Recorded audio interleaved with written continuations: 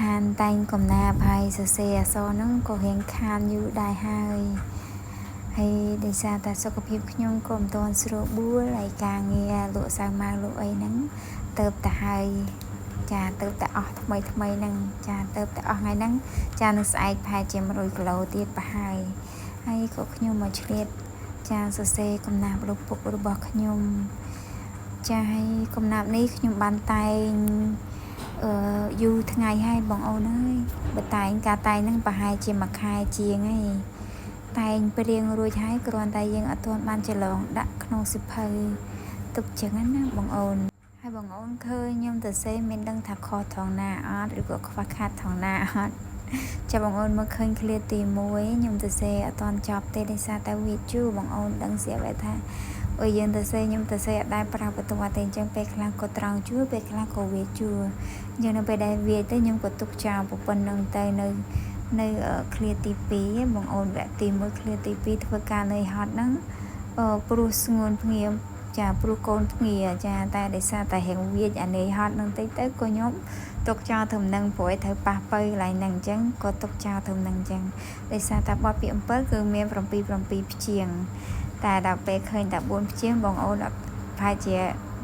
ចាហេតុអីអ្នកគ្រូទៅសេបទពាក្យ7តែឃ្លាទី2ហ្នឹងមិនបានឃើញតែ4ព្យាង្គចឹងពេលវេលាសម្រាប់ខ្ញុំមិនមានច្រើនអីណាទេបងអូនហើយឃើញសរសេរឆ្លៀតពេលខ្លះទៅឆ្លៀតពេលថ្ងៃផ្លែតពេលខ្លះពេលថ្ងៃក៏មកមានពេលណាពេលច្រើនខ្ញុំទៅសេតែពេលយប់ពេលអីចឹងទេក្បាលល្ងាចពេលល្ងាចក្បាលល្ងាចហ្នឹងបន្ទាប់ពីញ៉ាំបាយហើយឬក៏ធ្វើម្ហូបអីហើយអីចឹងទៅក៏ឆ្លៀត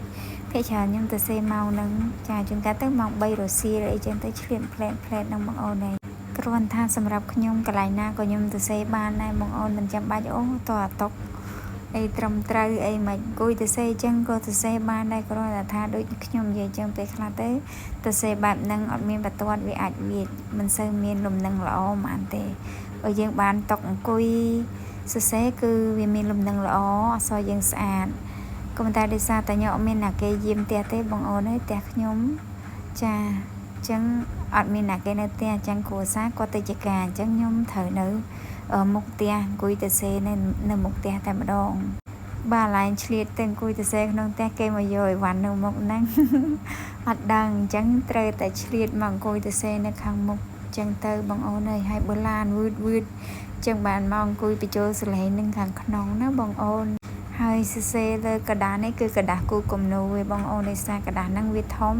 ដោយសារកំណាព្យខ្ញុំនៅគឺមានដល់ទៅ18វគ្គបងអូនអើយហើយតែងពេលតែងកំណាព្យពីពុកខ្ញុំហ្នឹងគឺទឹកភ្នែកភាសាហើយមកពេលខ្លះលើកំណាព្យនឹងអានម្ដងទៀតទឹកភ្នែកទៀតបញ្ចូលសលេងក៏ទឹកភ្នែកទៀតទៅពេលអង្គុយទៅសេហ្នឹងហូរទឹកភ្នែកភាសាទៀតទៅដោយសារតែបាយទៅថ្មីយើងមិនទាន់អាចដូចថាឆាប់ភ្លេចចាអញ្ចឹងទៅវាធម្មតានៅពេលដែលយើងបាត់បង់នរណាគេម្នាក់យើងពិបាករឿងថាកាត់ចិត្តគ្រាន់ថាមិនហាមមិនឲ្យនឹកមិនអីទេគ្រាន់ថាយើងកាត់បន្ថយចាយើងកាត់បន្ថយរងចាំភាគ2បន្តទៀតបងអូនដោយសារកំណាប់នេះមានទៅដល់18វគ្គ